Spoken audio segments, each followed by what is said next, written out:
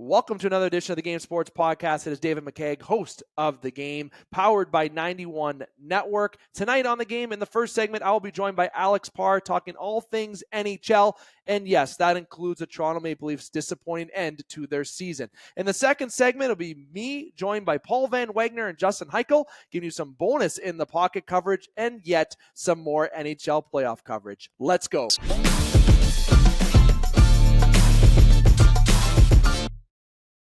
It's time for the Game Sports Podcast. It is your host, David McCaig Jr. I am joined by Alex Parr. Let's bring him on in. Alex, my friend, how are we doing?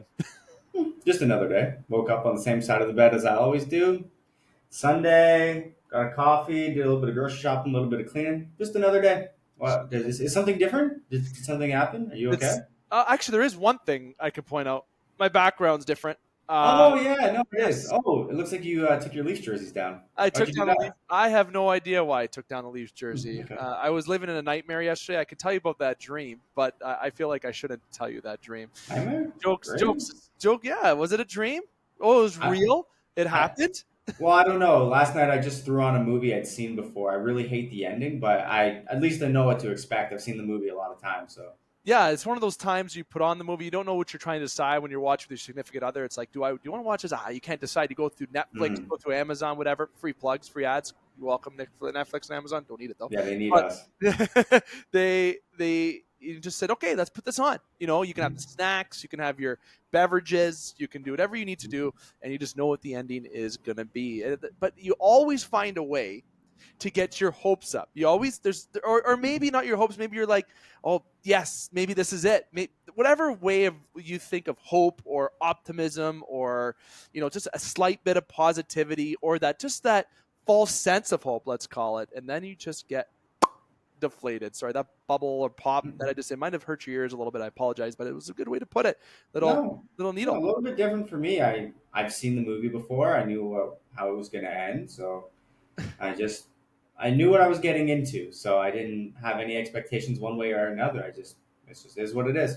It is. One thing that didn't change my background, though, well, obviously the Paul Mull jersey remains. The Vlad jersey, there it is, was actually. Yeah, you might want to take that one down next. Here, yeah, for right. But this up here, there we go. This is the coolest thing in my background.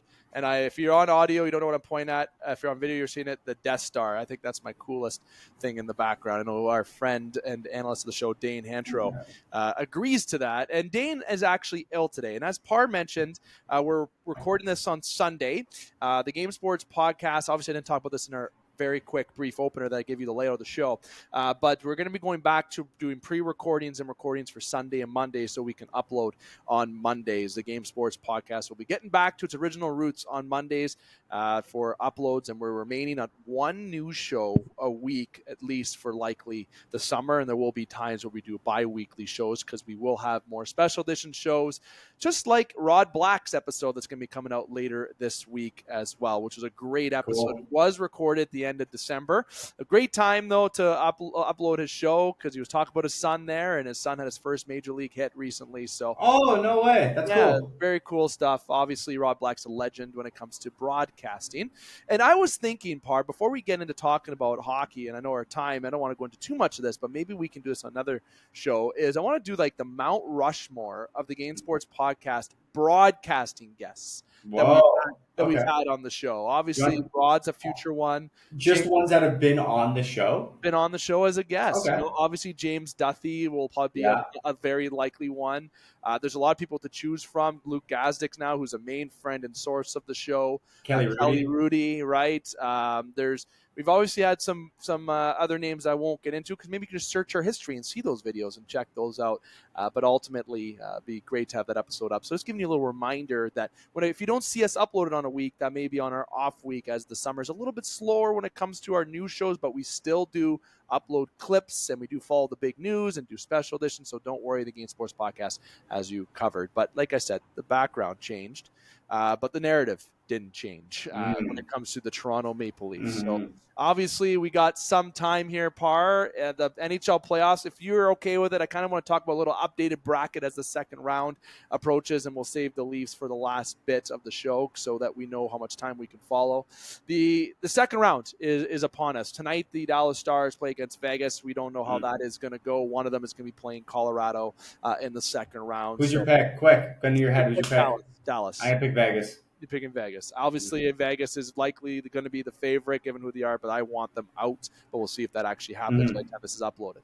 The other rounds are all determined, though. You got Vancouver, Edmonton. It's going to be a fantastic series. I'm just excited for Twitter to blow up because, like, I'm a big Twitter guy. So, yeah, like, man, those two fan bases are already going at each other. I saw someone call, like, the names I've seen tossed around is crazy, and they haven't even faced off yet. So, honestly, it's so unfortunate that they got to play each other in the second round. awesome. I'd rather than play in the conference finals, but they both would have to get there either way. So it's ultimately you have a team that hasn't won a cup before in a city that riots when they lose. Sorry, Vancouver fans. Then you got a team that Edmonton that's just been hot, right? Slow start this year, and they've since the coaching change they haven't looked back. And McDavid doing McDavid things and so on. But I usually have a thing because Toronto usually gets eliminated in the first round, so I'm used to not watching much playoff after, just following it on sake of the show. But I think I'm going to watch those games. I'm very excited for that series. I think it's going to be good. The other series is, I'm not going to lie, I'll follow it as a sports podcast host so I can give accurate news, but I ain't going to be watching those games. I'm at that point of each year where I'm at the I don't care to watch point because I'm disappointed, as baby as that may sound. But you got the, obviously, Colorado playing whomever. We'll find out tonight. You got the all-Canadian series. On the other side, you got a rematch of last year's first round between Florida, Boston. Then the second round, you got the Carolina Hurricanes in New York. From the other side, they're actually starting today. Puck drops in a couple hours based on when we're recording here Sunday afternoon. So great series that we're going to see either way. It doesn't matter who wins between Dallas and Vegas. Whoever plays Colorado, it's going to be a great series either way. And I think that's going to be the second best series of the second round. I'm going to put Florida Boston as the third best series. When it comes to New York and Carolina, Carolina I think is going to bully New York a little bit. But that's just really that's bold. I'm liking Carolina this year. Originally, my pick was Toronto Edmonton Cup final. We know that's wrong, so let's put the cat out of the bag. Hey, I went with that pick at the beginning of the year. You can't change your pick at the end of the year. That's my philosophy. But Such an idiot. It's very hard to see, first off, Boston beating Florida. It would have been hard for seeing Toronto beat Florida. Okay, like Florida looks really, really, really good. All right, but Carolina this year, I think something different about Carolina, but we'll see. We'll see. We'll save that for maybe the third round if truly Carolina does get to that point. But it's going to be an exciting second round matchups. Either way, you got some good storylines there. But there's some teams that aren't in the second round. To name a few, Winnipeg Jets aren't in the second round, and of course, the Toronto Maple Leafs are not in the second round if you're thinking of Canada. No surprise that Tampa, Washington, the Islanders, the Kings, or Nashville are not there, okay? It will be a surprise if Dallas doesn't get there or Vegas, but guess what? They're playing each other in the first round, so either one, someone's not going on. So, I want to talk about Winnipeg briefly first. I was surprised that they lost 4-1 to Colorado. I really think that they had a chance to beat Colorado this year and I thought the goaltending matchup was in their favor. Defensively, not really. I thought maybe Winnipeg's a bit more defensive, but Colorado has those big names back there.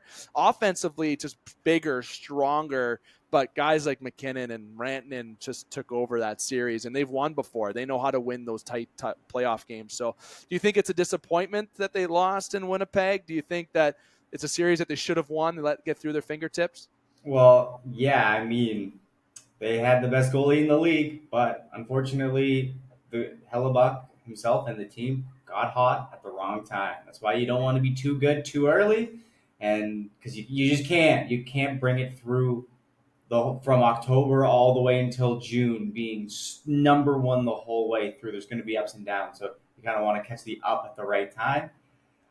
Yeah, and it's so weird to me that so many people were so high on Winnipeg to the fact that they couldn't believe Colorado won. Like, it's Colorado. Like, Guilty.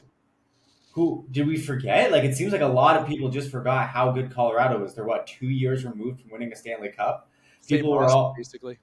Yeah, exact same roster. I mean, no Landeskog right now. Maybe he comes back. Maybe. Oh Imagine. my goodness, that'd be crazy. It'd be Yeah. like Stamkos when he came back for 3 shifts in the Stanley Cup final, scored a goal, and had to go again. But yeah, disappointment for Winnipeg for sure. You'd think you could win at least 2 games or have Hellebuck not let in 5 goals for a game, but it is what it is. And yeah, I mean, it's good to see Colorado move on. They're a really talented team. So One thing I heard somebody tell me, and it was a close source, and they said that Winnipeg fans, this year they had a lot of up and down with attendance, right?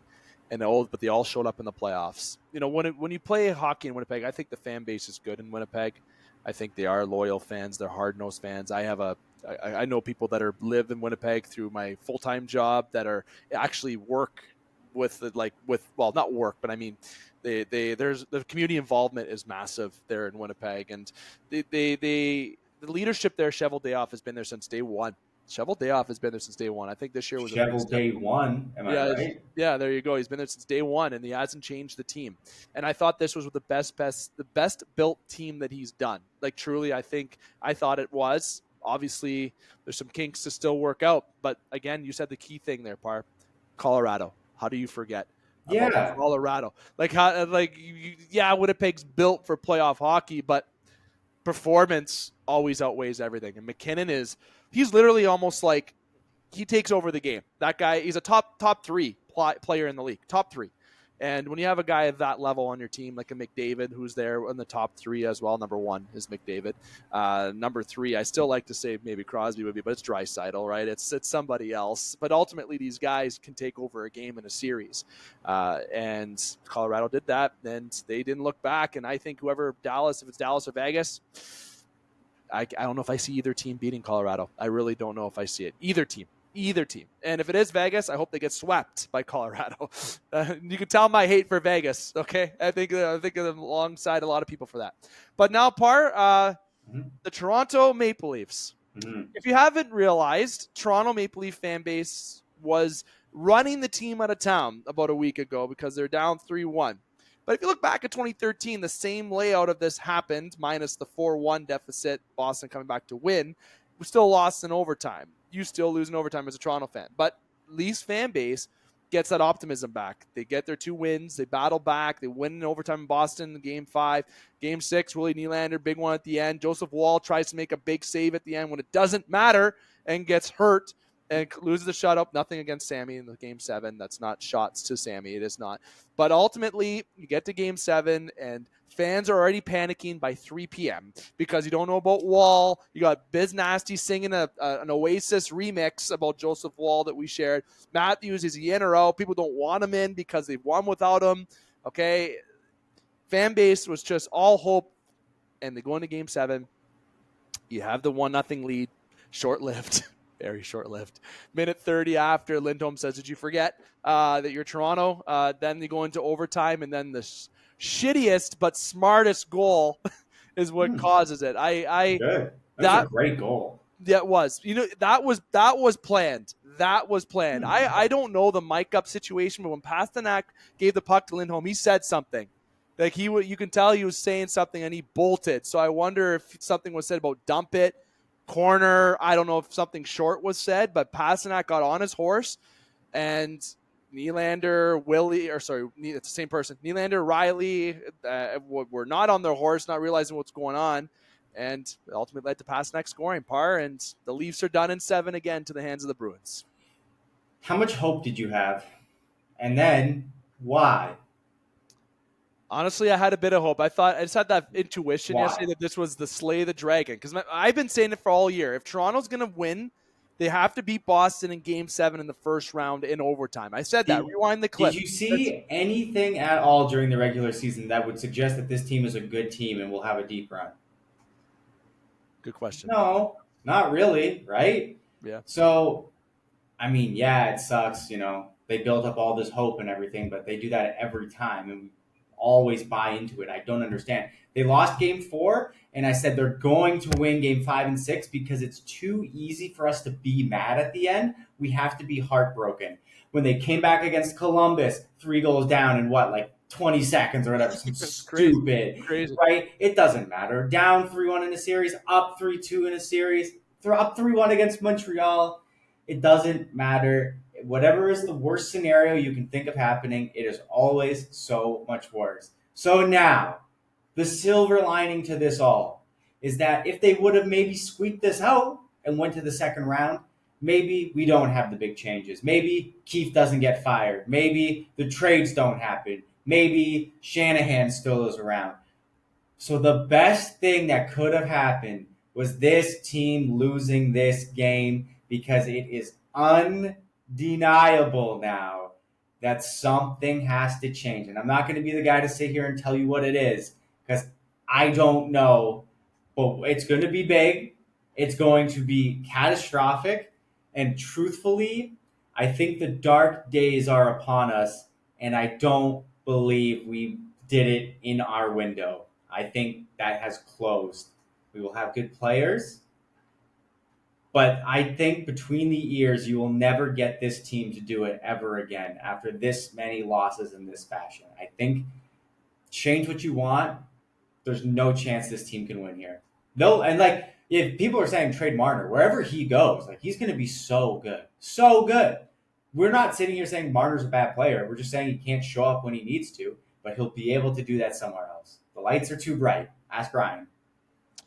That's a very good point. Now, what I'll say is I don't want to sit here and make predictions. I was going to do like a solo segment today before we decided that we were recording to say, hey, do this and that. But number one, it's 12 hours. It's still not even 24 hours since the game is finished. Okay, since we recorded. And I told Parr and Dane in our chat that we have, and I'm sure fans feel the same. It's like ever since Montreal, I've had this feeling where, yeah, you get the optimism. You try to be positive. You put in the atmosphere that you have an all-Canadian final and Toronto's going to do it. You stick with your guns, which is what I did. But I have that feeling where ever since that series, it's that sunken feeling that when you lose, you're not mad, you're disappointed, but it's what you were expecting. It's that Montreal, I was mad. I was extremely mad.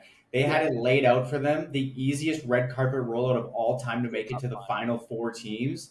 Yeah. And they just like that's why like it doesn't matter where the Leafs are in the playoffs. They've been in positions to be up 3-1, down 3-1, favorites, underdogs, and no matter what it is, they will always do whatever is the most heartbreaking thing possible. Yeah. So don't get your hopes up. I knew they were winning 5 and 6. I told everybody you should have bet the house on them to win in Game 5. You should have bet your 2 houses that you have now on Game 6, and then all 4 on the Bruins to win in Game 7. I don't like everybody here could be a millionaire. Like the writing's been on the wall. The one nice thing I will say is the sports book I used maybe gave me about 5 minutes after the goal went in to remind me that, hey, congratulations, you've won your $10 bet you placed on the Bruins to win the series. And I said, thank you for my $8. Thank you. Honestly, when it comes to change, we've talked about what do you need to change, and you hear mixed reactions. Keep the core. They can do it. They can do it. It's been how many years? It's undeniable that you need to change. Yeah. The entire coaching staff is gone. Is gone for sure. And that's not out of like I think they're good or I think they're bad. That is just like there's just nothing else you can do. What else are you gonna do? You have to. I am a fan of Tree Living because I feel like he tried this year. He brought in Edmondson, Reeves, Domi, he tried to bring in something different, which is I encourage that. And I thought the toughness was great. Yeah. I thought having Domi on the team, a guy who really wants to be here, is great. Keep him. Reeves, keep him. God, I hated him, but by the end of the year, I was like, this guy's a rock star, man. Like this is a hockey player. This is the guy that you want to be with when it comes to playing hockey. When you go to work, you want to be with a guy like that. So that's awesome. But like, what are you gonna do?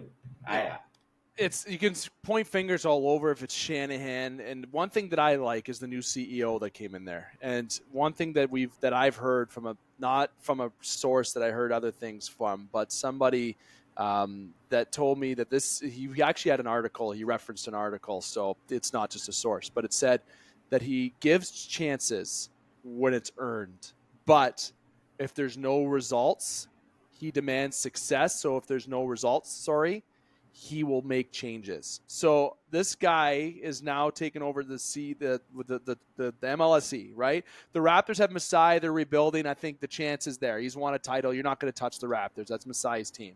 The Blue Jays you're not involved with. That's Rogers. That's another problem in itself. The Toronto Maple Leafs, okay, you said now you're the new CEO, and you can make that change, all right? You can now set the tone a little bit.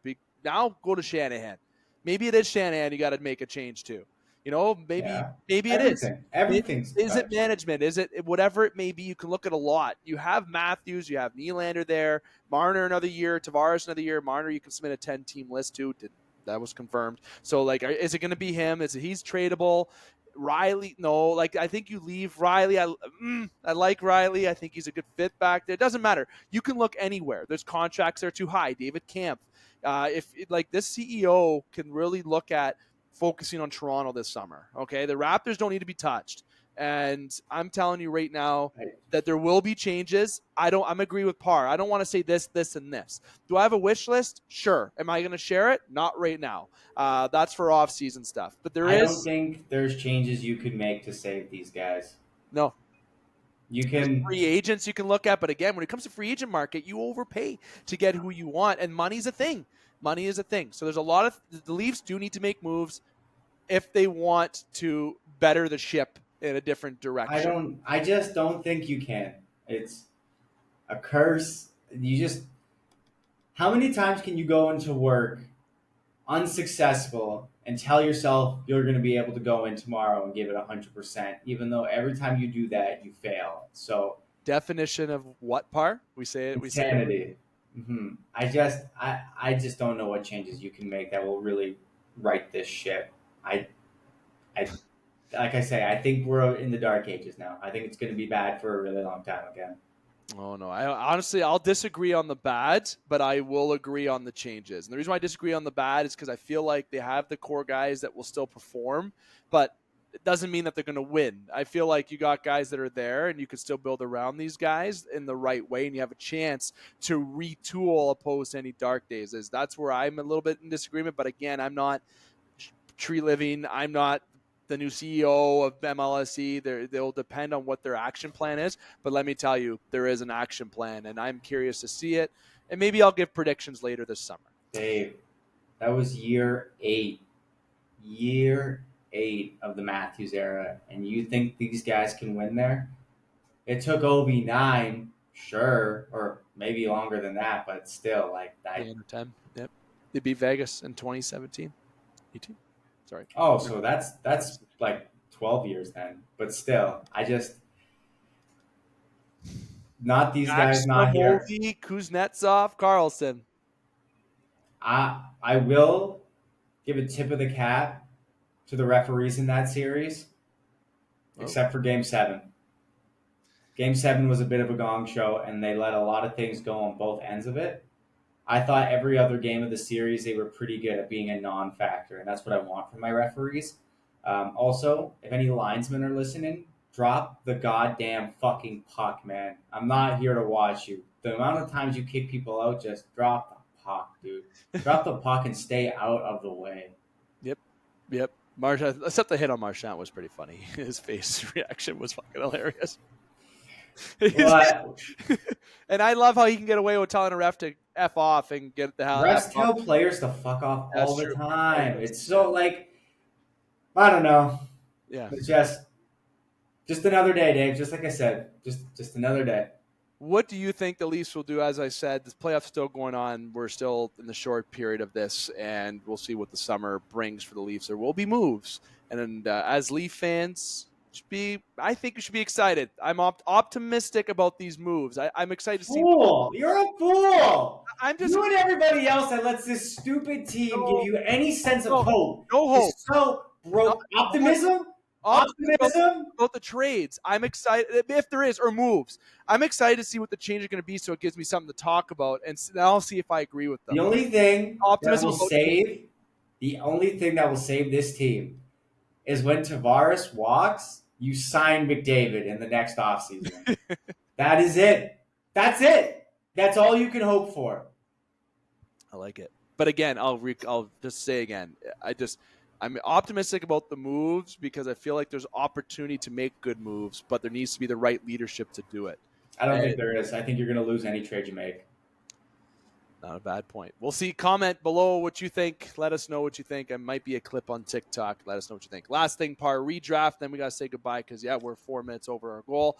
We're going into the redraft. In the previous episode that you didn't get the chance to see just because of fault of me, that rhymes, I'll stick it that way. We did the 1988 NHL redraft. That will be on our social media, so you can see our clips on that, so you can react. You won't be able to listen to the episode, as I mentioned, of course. So we're doing the 1989 NHL redraft now, and it's just with myself and Alex. And this is a very good draft, very deep draft. I feel that there's going to be a difference of picks. I didn't think at first until I generated the names that were in the draft. And I'm going to let Parr go first. And just to remind everybody, with these drafts, we do the top 5 picks of the draft that we are talking about with what we know now, and we're there to help those teams make the right pick. So Parr, take it away, kick us off. All right. Well, considering how much I love hockey right now, and I'm definitely not mad at the sport at all, I'm sure people will be just as upset, if not more, with my picks here. At number 5, Olaf Kolzig. And at number 4, Adam Foote. A little Sioux love there. Mm-hmm. Number 3, Sergei Fedorov. I just what a winner, God, I would love to know what that feels like. At number 2, everybody, are you sitting down? Nicholas Lidstrom. Because I am picking my favorite player of all time, number 1, Matt Sundin, a guy that really put his heart into the team, and everybody hates him after. So Matt Sundin, my number 1 pick because of pure nostalgia. I couldn't agree more with Matt Sundin. I'll give you that in terms of favorite player, but I do got a different order. Starting from 5 as well, the New Jersey Devils are proud to select Adam Foote. With the 4th overall pick, the Winnipeg Jets are proud to select Pavel Bure. With the 3rd overall pick, the Toronto Maple Leafs are proud to select Sergei Fedorov. With the 2nd overall pick, the New York Islanders are proud to select Matt Sundin. And with the 1st overall pick, the Quebec Nordiques select Nicholas Lidstrom. The right way to do it, but I couldn't do it. Matt Sundin's my guy. Sergei Fedorov, we had on the same pick. Yeah. I'm very high on defensemen too. I think it's not underrated position at all. It's not. But like having a number 1 D-man like Nick Lidstrom is like Morgan Riley. Out of his draft, I can't wait to do his draft. He might be the 1st overall pick in his draft. Easy. Look at his draft, right? Easy. Like, that means if he was supposed to be number 1, woof, that's a bad draft. That's what I'm saying. But listen, lots is going to go on in this offseason. If you're a Toronto fan, maybe Winnipeg, if you're a Toronto fan, you got to wait another year until you can have either optimism, or you can be like me and Parr and have a difference of opinion but different feelings, just like myself, how you have the emptiness feeling every year and you just expect it. You don't even get mad at the TV anymore when you lose. That's the point that I'm at. Yeah, I don't really think our opinions differ too much to the point where I'm like egregiously outright disagreeing with you. Just like I think we just look at it through a different lens right now. The I don't care attitude is there though for both of us. It's at a different level of I don't care. It was so obvious what was going to happen. It was so obvious. Another same movie. Will it be the same next year, or will it will be? Yes, it will be. Will there be new directors and producers to give you a new film? It doesn't matter. It's like the different directors, different producers, different cast. It's like this. It's the same movie. It's just a remake. Speaking of movies, I'm going to give you one yes or no question before we go. Okay. No, would you rather, eh? No, would you rather? Okay. I like that. We'll bring that back next week. We're a little bit late on time, so I wanted to ask you this though. I'm not going to answer this yet, so I'm just leave this answer to you. Will Steven Stamkos leave Tampa or go back to Tampa? He will stay in Tampa. Okay, I'll leave my opinion elsewhere. But come on, I want to know. Do you differ? Yes. Whoa. Okay. And why? I think there's 3 destinations he would go to. There's 3. I bet you they all don't involve paying taxes because that would probably be for the best. One doesn't. Two do. 2-2. And I think an underrated favorite, I'm not saying they're my number one, but an underrated Shut favorite up. is Montreal. Okay. Montreal. That's my Okay. underrated favorite is Montreal. I thought you were going to say Toronto. I'm like, Dave, dude, that guy wins. He's not going to do that. Hey, you know what? Toronto could get him if they move people out, but that's money. It's talk here, and but to see him leave Tampa is hard. To see. Yeah, and I'm sure all these high-value free agents would love following the suit of John Tavares in the way that he's treated by the fan base. I'm sure they're like, oh yeah, I can't wait to go be that guy. I won't give my list, but I gave some underrated teams. Like I said, I want to stir the pot with Stammer today, but it would be hard to see him leave Tampa, though. I just wanted to start a story saying that he would. Now, Parr, thank you for taking the time, my friend. This has been the first segment of the Game Sports Podcast. Likely, we should be recording next week, but if we won't be, it'll be the week after, so listeners know we're going to base it on how everything goes. We do have consistent uploads, as you know, but now we're hitting our summer months, okay? We alter the schedule a little bit more. So, Parr, yeah, that's right. Maybe I can come golfing with you. I should have said that. Parr, my friend, thank you for taking the time tonight. Thanks for lying to me about coming to golf. Well, I have to figure out a time to go with you, Parr. I know. Nonetheless, everyone, let's take a breather from hockey. I like to know everyone's opinion. When we come back, I am going to be joined by two guests. I'm not going to say who they are because you can probably see it in the description, but you'll see it when we return to the Game Sports Podcast here on the Game Sports Podcast, powered by 91M. Be right back.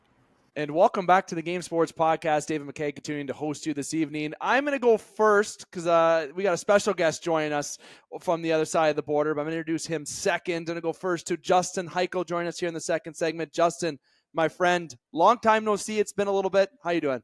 Yeah, good to be back. Good to be on again, and got definitely some fresh opinions. So let's get rolling. 100% fresh opinions indeed. Now let's introduce the very special second guest joining me on this second segment. You know him on this podcast. He's been on this show since ever.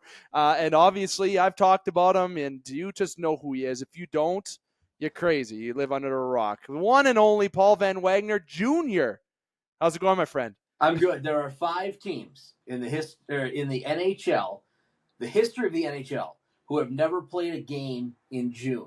Those teams are the Seattle Kraken. I have this right here.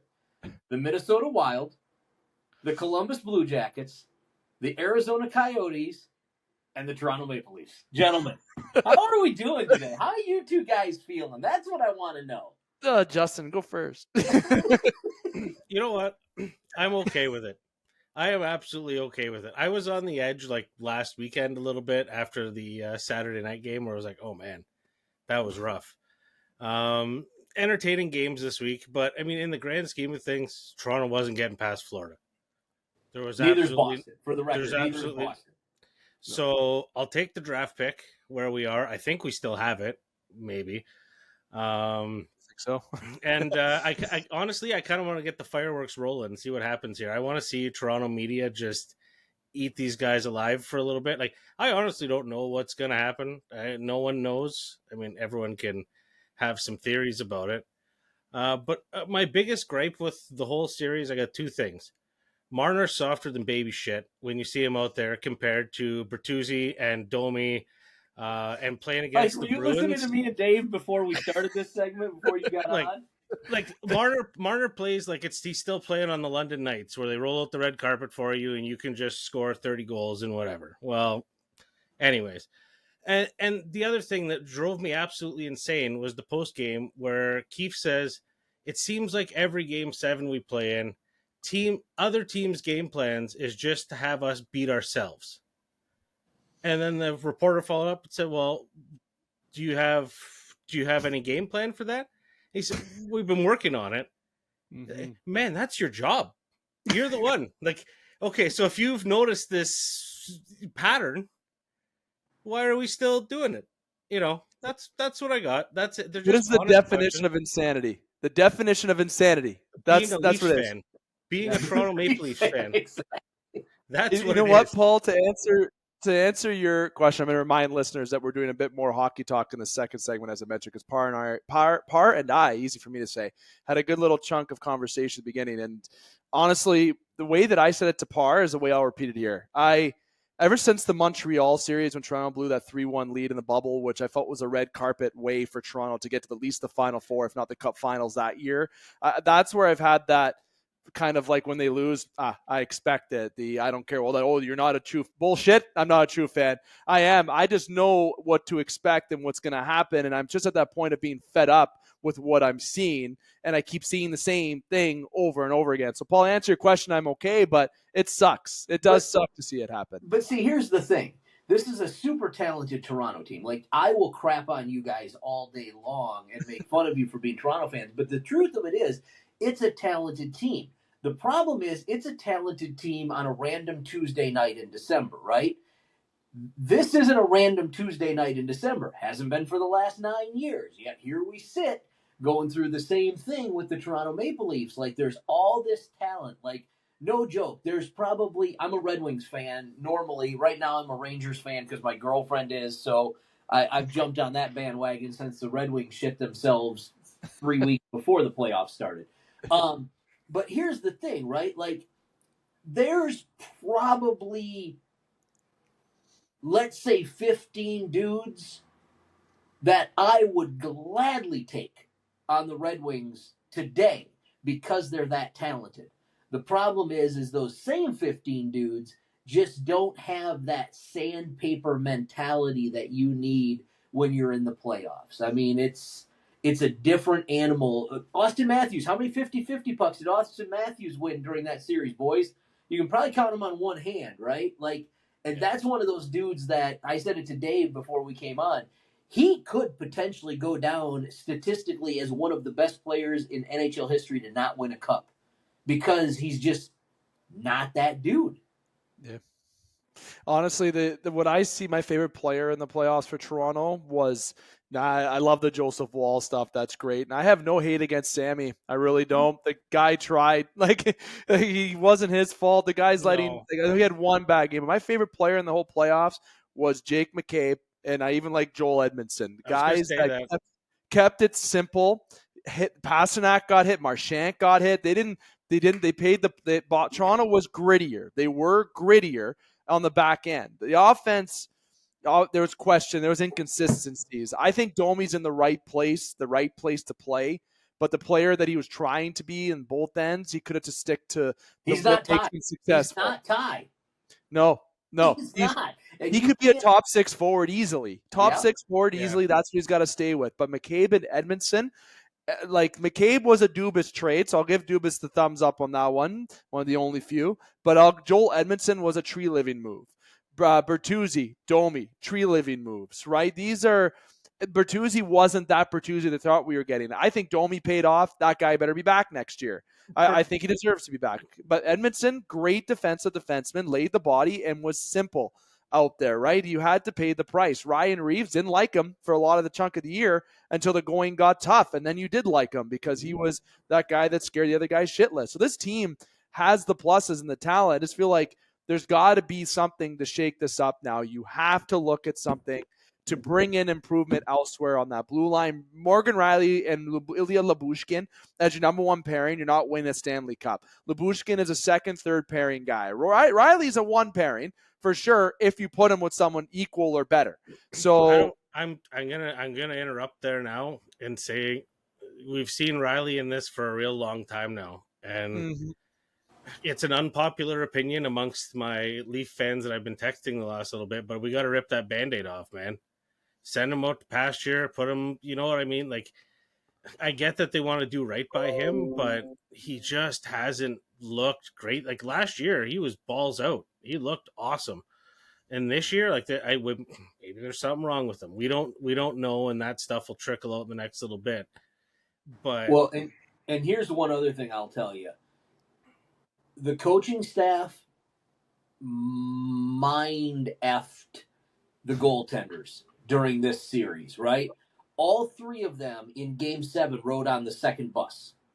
Second bus isn't for, right? Like, so when you're going into this game and all three of you are on the second bus, you're going, what the hell's going on? Who And started? you need your goalie, even if you're going to platoon, because Boston did it, and they were successful with it. But I bet you both those dudes rode on the first bus. And goalies are weird, right, Dave? Like you and I know this. I mean, like so for you to, as the coaching staff, screw with your goaltenders' heads.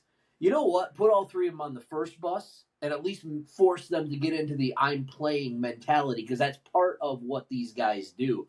Like, there's a lot of blame to go around for Toronto. And again, Boston, Toronto, doesn't matter. Bobrovsky is going to shut down the team that they play next against Florida. So it's fine. It's fine. At least you guys get some early golf. Honestly, I'll say I'm a firm guy to believe on sticking with my guns. And at the beginning of the year, I said it was going to be the first time we saw an all-Canadian final, Oilers and Leafs, because I liked what Tree Living did in the summer, right? Bertuzzi, Domi, Klingberg, these ads that he brought in. I thought it was going to help them get to the next level. Then the season went on. I stuck with my guns because I didn't want to change it. I want to have the Elliot Friedman approach where he said that Edmonton was going to win the cup. He didn't change his pick. But obviously I was wrong, and I will be frank, to go up against Florida. That good luck. So here's the other thing, y'all. Dave, what year were you born? 91. 91. So you were 2 the last time a Canadian team won the Stanley Cup. The Habs in 93. Yep. You have 2 hopes left, and here's the issue. And I'm going to crap on Canada here, and I love y'all, just so you know. They play each other in the second round, so then you're only going to have 1 team left. And that team's got to play the winner of Vegas, Dallas, Colorado, right? And again, Edmonton, super talented, but do they have that grit? And I'm assuming Edmonton is going to get through this, right? But, do they have that grit, that sandpaper to get into the finals? I don't know. I don't know. I've liked Carolina. I know New York's playing them, and I'm not going to lie.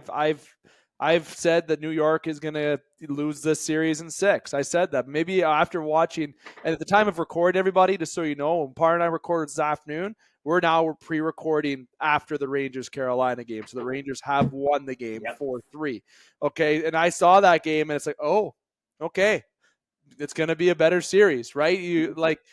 This. I think that Eastern side, Carolina and Florida, even the Rangers, there's talent there.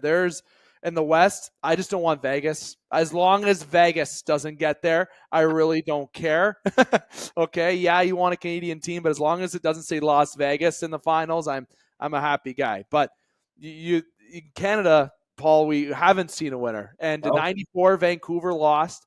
In 1998, Toronto also lost in the conference finals.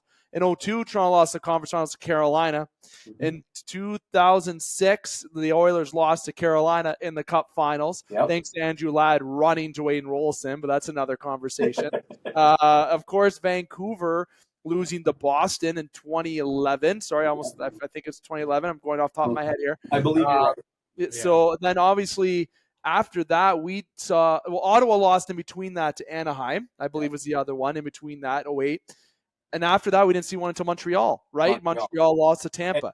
And for the record, Montreal should not have been in the playoffs. Go back and look at the records. They ended up in a very watered-down Canadian-only division, and they found a way to get there. Carey Price. Had we had real playoffs, they were the second team out, I believe. That's the year Toronto blew a 3-1 lead, man. That is with the famous goal, the giveaway from Alex Galchenyuk at the blue line, the guy who is now somewhere we don't know in legal trouble somewhere. And I remember he had that giveaway at the blue line. I said they're gonna blow this series, and they did. That is amazing. That's amazing. But overall, we spent about 12 talking about the Leafs, and I think we can all agree that this offseason, and Justin, I was telling Paul about this, and I did touch it on the first segment, the new CEO of MLSE, he came in talking about how he does give people success, but he, at the same time, if people have already been given those chances, he considers that, and he demands success overall, and he wants to win. So if this is that new CEO mentality, you're in there. The Leafs have won one round in 9 years. This core, whatever, And now it's kind of like, this isn't working.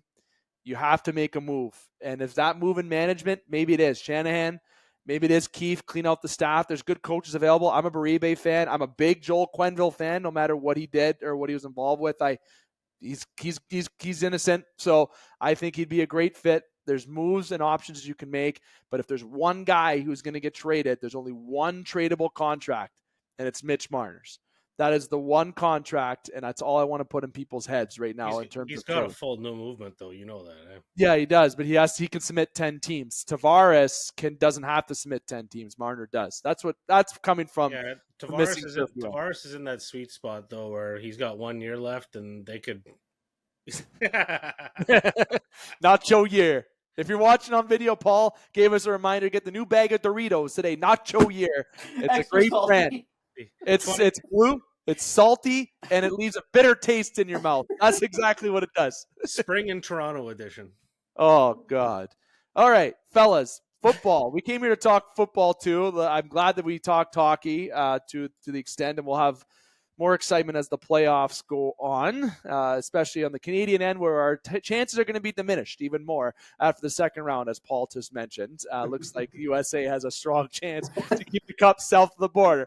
But that aside, the draft in the NFL. Look, here on the Game Sports Podcast, we've been doing In the Pocket since January 2016. We've been doing it for a long time. We recorded out of a cup at a sports bar. Now look where we're at, fellas. So little bonus in the pocket segment here, unofficially, okay?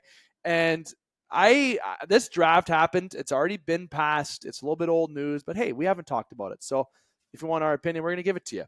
I want to go to you first, Paul, about anything in the offseason NFL you want to touch on, or in this draft. As I said, in particular, kind of who made out as bandits, what did you like in the draft, and so on. So I have a different draft theory than most. I'm not a big fan of teams drafting quarterbacks at the top of the draft. The reason for that is you're going to draft these kids, right? Caleb Williams, J.J. McCarthy, Drake May, whoever you decide to take. The kid from LSU that went to the Redskins, or the Commanders, I guess they're called for now. They'll probably switch it back at some point. But you can't protect these kids, right? There's a reason why you're picking in the top 5 or the top 10 in the NFL. It's because you can't score. You can't win games. So, like, going out, and I understand that we need to make a splash. We need to sell jerseys. We need to get butts in the seats. But, like, I mean, Caleb Williams, Drake May, J.J. McCarthy, and again, big Michigan guy, right? Like, love that JJ is getting an opportunity in Minnesota. Can't protect him. So what happens to these kids, right? Like, for those that remember, I'm a Lions fan also, for those that remember the Joey Harrington era in Detroit, right? Joey Harrington came out of Oregon, one of the most highly touted quarterbacks in the draft. And Joey Harrington spent 90% of his NFL career like this, looking up at the ceiling of the Pontiac Silverdome, right? Because they couldn't protect him. So why do you go out and spend all this capital picking a dude that you're just going to get killed out there? Go get yourself some offensive tackles. Trade down. Get yourself multiple draft picks. Build that offensive line. Get yourself a running back that can actually block in the pass protection, right? Like, then once you have this core building from the inside out, now go find yourself a quarterback. You're still not going to win games, but at least 2 or 3 years from now, you can protect this kid that you draft at the top of the draft, and I cannot wrap my head around why these teams go out there and just waste these picks. I mean, let's make a list of number 1 overall quarterbacks that have had successful NFL careers in the last 20 years.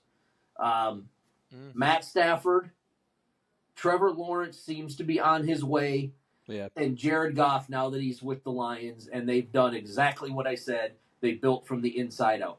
Other than that, maybe I'm missing one, but that's it. Like, it's stupid in my opinion.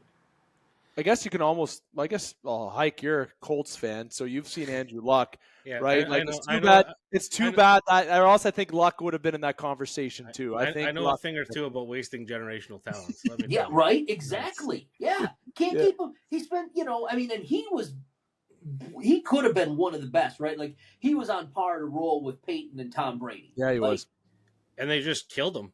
Like Yeah. literally just killed him. Yeah. He got rocked a lot. And Last time I saw someone get their butts kicked that bad. McCaig was in the Noge playing for Blind River, and I believe the Sioux Eagles, the whole team beat him up at one point. Yep, that happened. That happened. I still have scars, probably from there, mentally, anyways. Why didn't that game tape come out at your wedding? I would have loved to have seen that. It's been deleted. It was a part of my pension agreement. If I stay longer, they'd get rid of it for me. All the embarrassing tape. Delete it from the archives. I got some goal scoring tapes. I'll show you one day, but no one wants to see those. They weren't that good of goals. I mean, just to swing back to the draft, though. I mean, I agree with Paul in the sense that like a lot of these picks, like the Bears. Okay, Caleb Williams might have a chance there. I mean, they already threw Justin Fields to the Wolves for a bit, and they got him every single wide receiver they could find. Yeah, he's got some talent there. But Daniels is going to get absolutely pounded. Daniels. Thank you. Drake may have a chance, no pun intended there. Just New England is interesting. I don't know what's going to shake out there with the new coaching staff, and I mean, who knows? It could be the same old boring Patriots football. Marvin Harrison Jr. was the pick that I was kind of hoping the Colts were going to move for in my fantasy land. But the one that I liked that kind of threw people off was the Michael Penix one. Like he's got a chance. I don't hate it. He's got a chance to go sit. Love it, Hike. I love that pick. Yeah. Like he can just go learn. Sit behind Kirk Cousins, sit around like that. To me, if Minnesota would have kept Cousins and then still made the moves that they move, I think that would have panned out wonderfully for them in the future. But whatever. I mean, now it's going to go that way for Atlanta. I think everyone's criticism. Penix is old already. You're not old in the end. Like Cousins could go out and have his leg annihilated 2 games into the season, and then we're having a different conversation right now. But I don't know. Giving the guy a chance to survive is how you got to do it. I mean, the Green Bay model for the last little while is kind of. Thank you. I was just about to say that. I'm tough to compliment the Packers, but hurts. They do something. They do it right there. Rodgers, Love. Yeah. It's right there, man. It's in the writing. It is. I mean, we'll see if Love pans out. Like he had a good year last year. We'll see if he pans out. I'm not sure I'm 100% sold on him, but they are doing it the right way. Well, you mentioned the tackle side of things, and the Chargers took Joe Alt, and I felt from Notre Dame that was a great pick for the Chargers, and I think they're taking that model. You know, they already got a good QB at the helm, right? And now they're trying to build around. Protect them. Yep. Exactly, right? And now you have that chance. And the other one with the Titans, JC Latham went also. There was some good names that if you were the Bears, you could have taken a different approach still to this, right? You could have traded down more picks. You could have brought in more assets, maybe a bit more players, and trade down to get a tackle. And maybe you could have taken a chance on another quarterback or kept Fields ultimately. And I'm a Steelers fan, and I'm not going to lie, I'm excited to see Fields back up Wilson. I know Wilson's seen the better days, but Wilson's also a very strong leader. Apparently, I know there's been trouble in the locker room apparently in Denver, but that can go both ways. If you can bring in the teaching, the mentorship to a young quarterback, you can maybe help salvage Justin Fields' career. Because I think Justin Fields has the potential to be what Russell Wilson used to be. They play the same style, have a good arm, but like to be mobile back there. It's a little bit different than Tomlin's system. I know Tomlin for so many years saw Big Ben do things. But a lot of these teams going the way of you saying, Paul, protecting. I'm glad that you said it.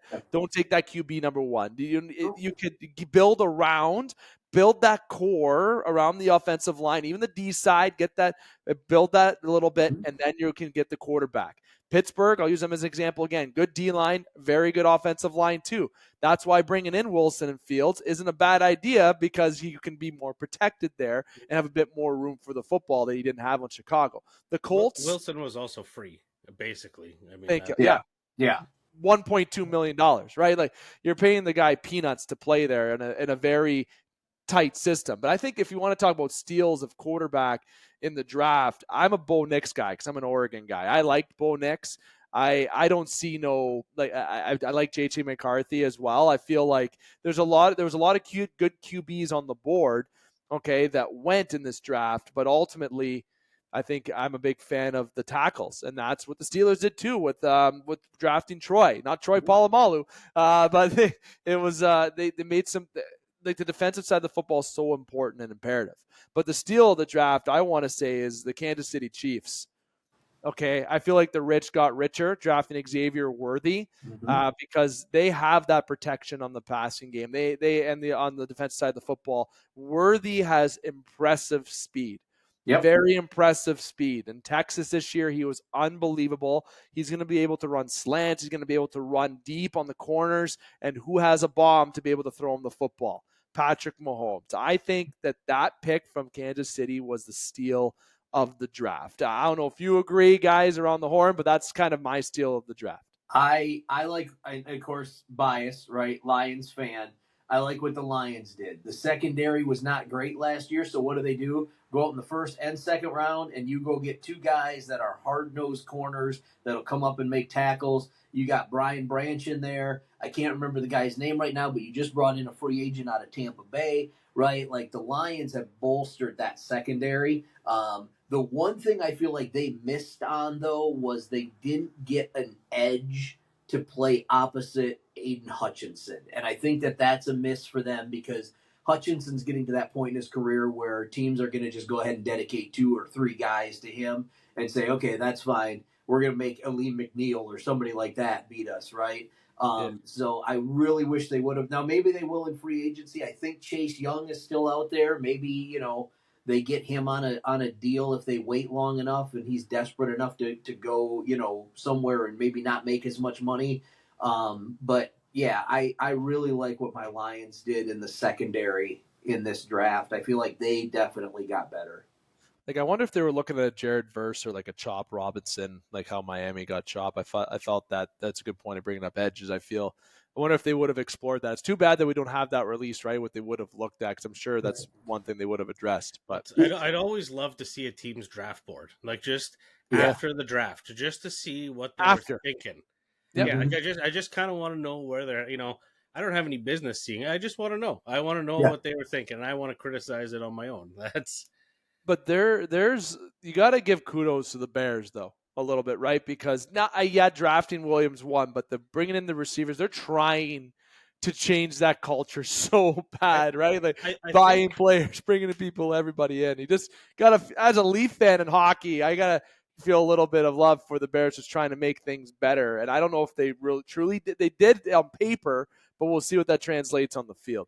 I think there's a little bit of politics going on with the Bears situation, though, too, there, right? They're trying to get a lot of fan goodwill back in their pockets before they go to the taxpayers and say, we want you to pay for our new stadium. So, I mean, that'd be like the Toronto Maple Leafs coming to us tomorrow and saying, hey, we want to build a new rink, but we got to up your taxes 10%.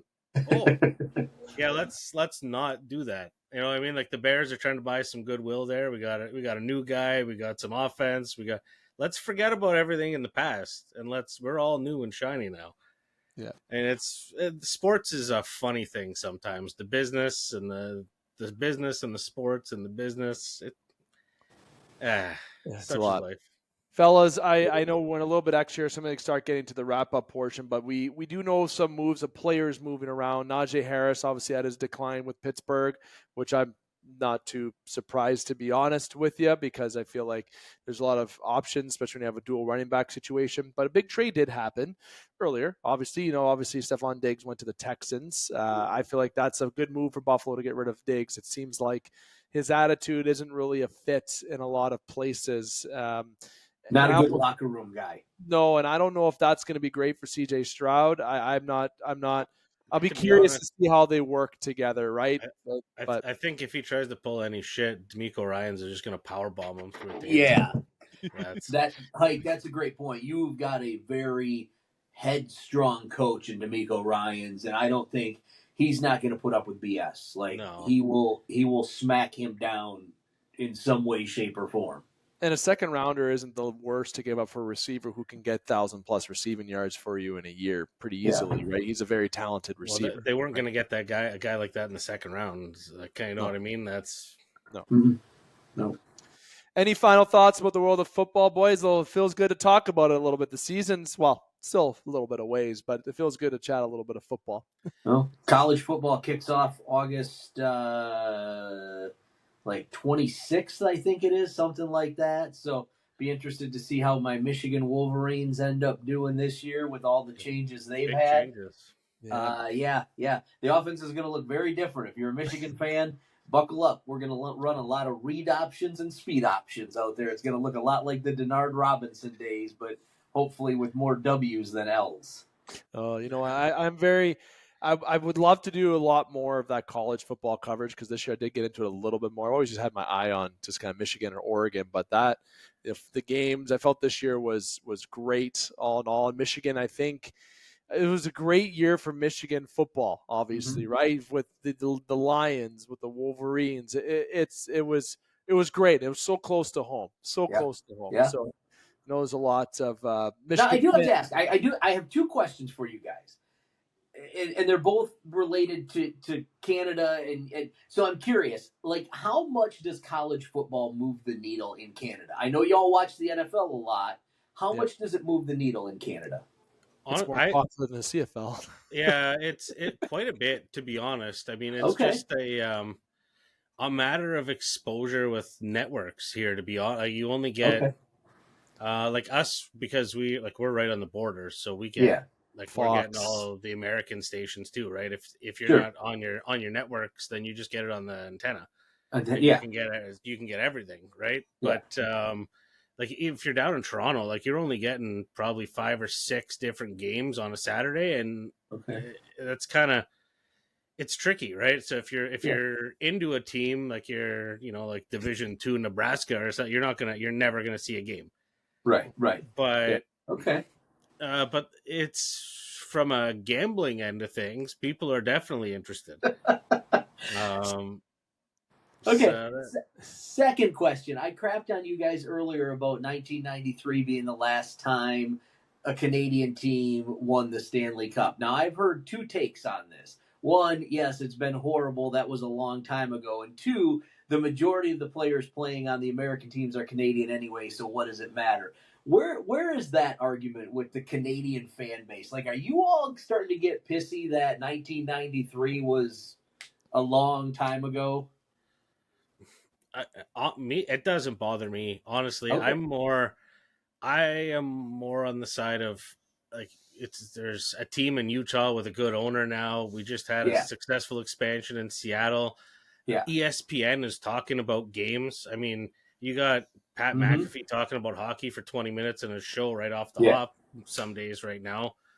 So, I mean, it's the networks in the U.S. are putting some firepower and some money behind their hockey broadcasts, and that means it's gaining traction on the grassroots. Okay. With a big market like the States, I mean, like the player pools, like 20 years ago, if there wasn't hockey in Arizona, you don't get an Austin Matthews. Right. So to grow the game, I think, is more important than to have a championship in Toronto. Like, honestly.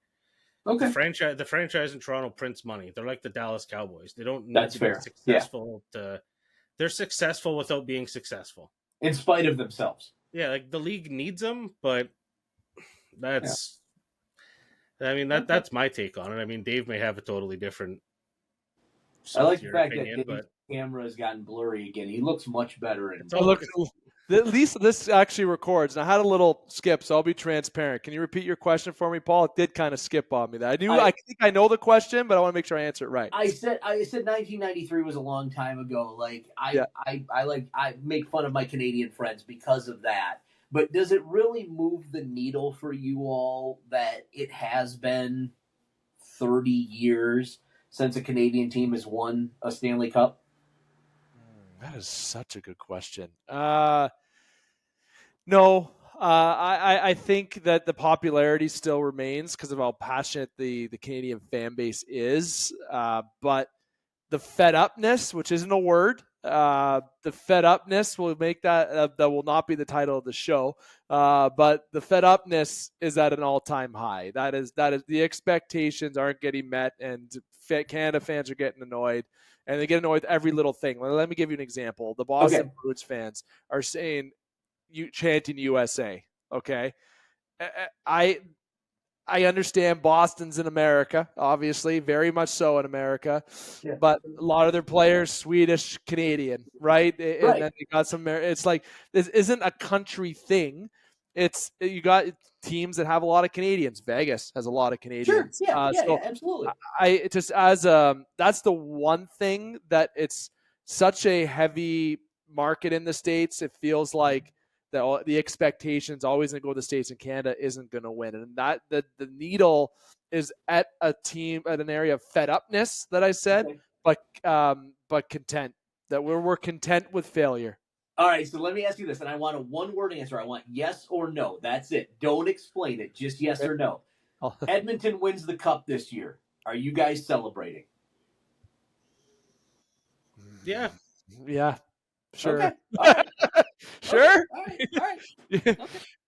Yes, I am. Yes, you know what, Paul? Yes, I am. You wish it's Toronto, but yes. Yeah. Okay. In the whole thing, I'm saltier that we got hosed out of an Olympics a couple years ago. That's just fact. Fair.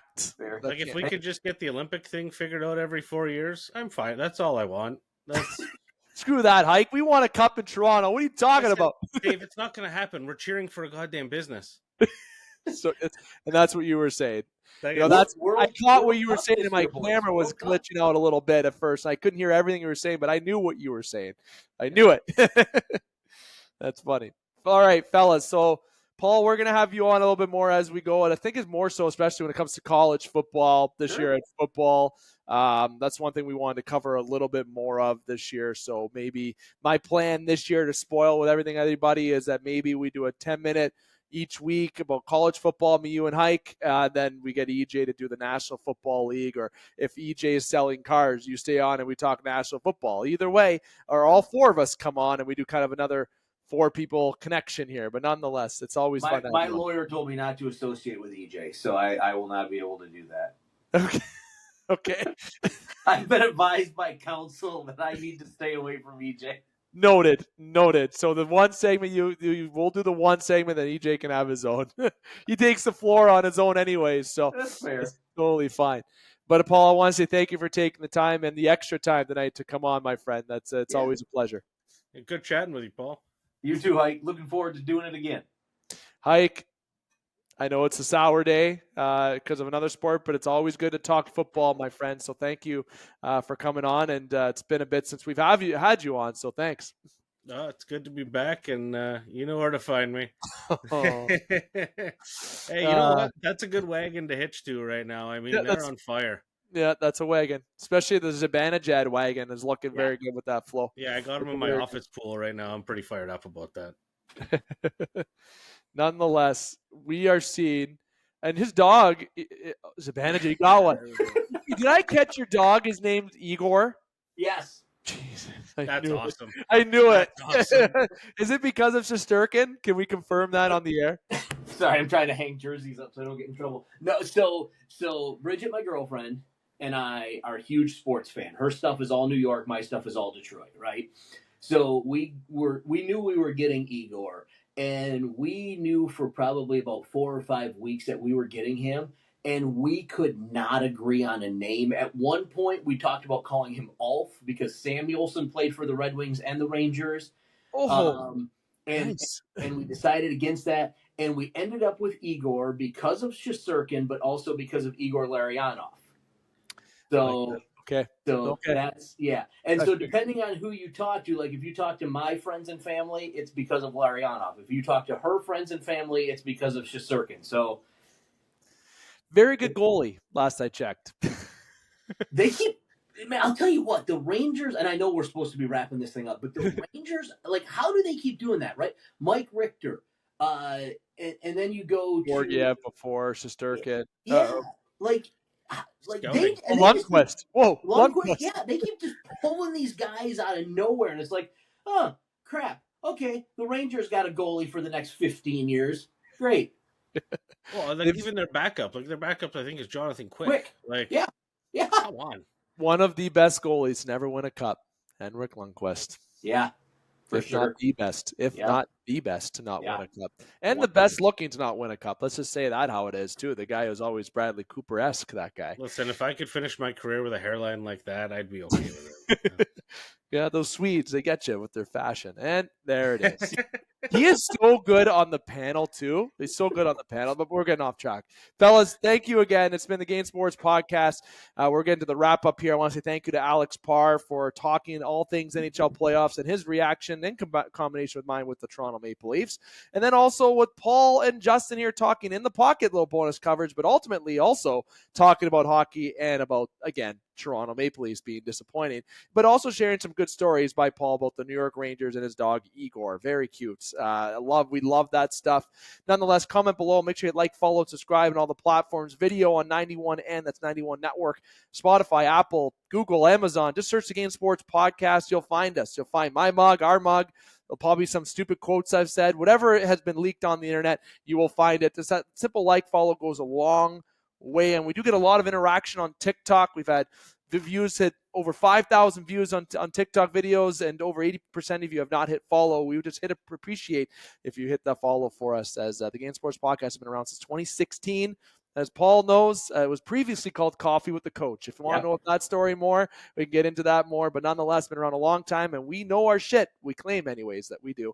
But we'll be back. We are planning a show next week, but there is a very small likelihood that it may not be till the following week as we are starting to approach our summer schedule. But we will have a special edition upload this week, and that is with Rod Black. Legendary Rod Black will be joining yours truly from a pre-recorded show we did a few months back to talk about his career in broadcasting, all the legendary things he was a part of. So make sure you keep an eye on all of our content bases. You don't want to miss that. Again, thank you to Alex, Paul, and Hykel, and to you, the listeners. I'm here to remind you, keep your stick on the ice, swing your bats, catch your touchdowns, drain your threes, and shoot your shots. Booyah.